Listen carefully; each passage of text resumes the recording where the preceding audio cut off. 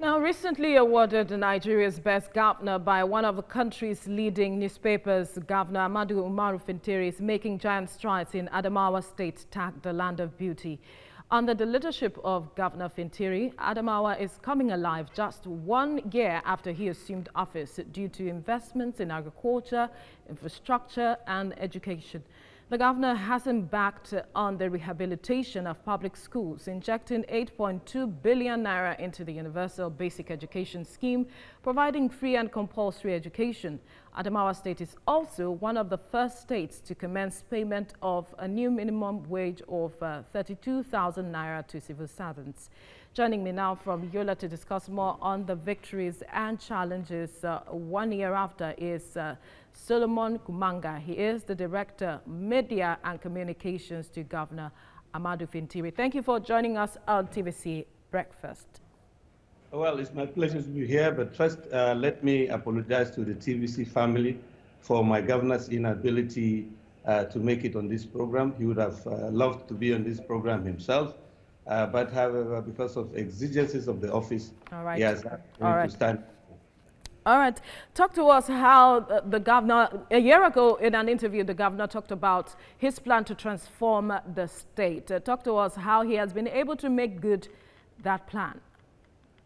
Well, the governor has delivered on the promise he made to change the fortunes of Adamawa State, particularly in the area of insecurity. When he came into office, there was pervasive insecurity, and he immediately summoned a research as well as a security meeting, which culminated in the formation of Operation Farauta, a joint security operation that has not only been phenomenal, but impactful.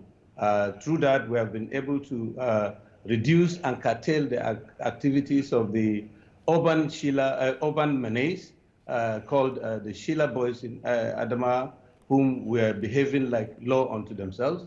He had also been able to, through sheer will and political determination, stop the issue of kidnapping and completely eradicate the issue of farmer-herder clash, which has been the case in Adamawa. Through that, we have been able to also recruit and empower about 800 vigilantes who have been providing support to our security operations, particularly in the northern part of Adamawa State, where he comes from.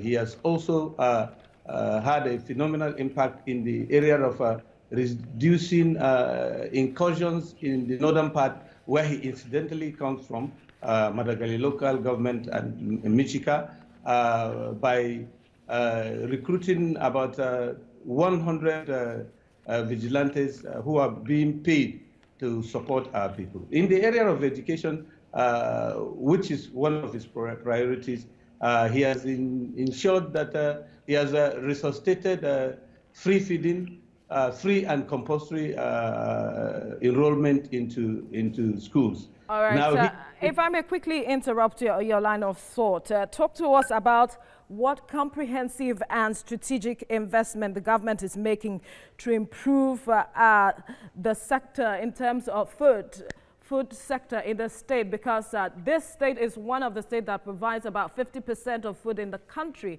and there are concerns of a looming food crisis. Yes, I quite agree with you that we have a food security challenge as a result of the fact that many of our farming communities have to abandon their ancestral land. But with this creative addressing of the security problems and beefing up security in these zones, the people are returning. We have also been giving a soft loan to farmers in order to support them, as well as soft loans to acquire input and agricultural implements to ensure that as they go back, they are able to cultivate irrigable land, so that we can not just boost agriculture, but also make agriculture the mainstay of the economy, which it actually was. Now, I can quickly recollect that at the inception of this administration, with the support of the NECAS, that is the North-East Commodity Association, government acquired about 600 tractors. 150 of each have been distributed to all the local government areas in order to boost mechanized farming. Now, the state government has also brought out an agricultural revolutionary map where we will be establishing implements or inputs shopping centers that will be taken to all the 21 local governments so that farmers can just access farming implements at their own doorsteps, having been empowered with little seed money for them to access some of these implements to boost agriculture. Talk to us about the efforts at tackling COVID-19, especially at flattening the curve. Yes, the Adamawa state government has been proactive about the issue of the COVID-19. Even before we recorded our first case of COVID-19, the governor has ensured that an isolation center has been already adequately prepared at our own Yola Specialist Hospital here. As we are talking to you today, we have close to about 300-bed isolation center facility that is almost state-of-the-art, and we have about 8 to 10 ventilation machines that were both given to us by the NEDC as well as the Federal Ministry of Health. And today, through the effort of the governor.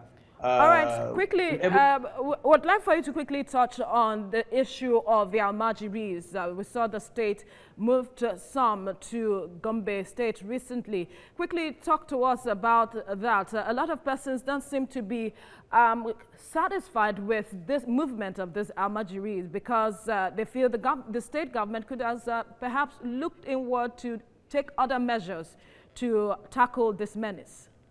Well, the Almajiri exchange and repatriation policy is an instrumentality of the Northern Governors Forum, and Adamawa State cannot afford to be an exception. However, I would like to quickly say here that we hardly have the issue of Almajiri case in Adamawa. We have no indigenous Almajiris. Most of our Almajiris are actually from other states like Gombe, Kano, Katsina, Jigawa, and the likes. And we have been able to key into the repatriation program while we are also creating an enabling environment for absorption of our own brand of Almajiris in Adamawa. Now, like I told you, we have created an environment where most of those who are out of school children have been incorporated. One, by ensuring that school the enrollment is free and compulsory, and by also ensuring that we also have a special program under BESDA, that is the Best School Education Development Program, that will ensure that those who are in school are provided with textbooks, are provided with uniforms, and they are provided with the enabling environment to ensure that they are retained in school. This is the intention. And like I said, most parents, we don't have to legislate or create laws to punish parents who don't send their children to school. We've rather created the enabling environment where parents will be eager to send their children to school when they know the fees are free. All right, Solomon Kumanga, we do hope that parents will take advantage of the move by the government. Thank you so much for speaking with us.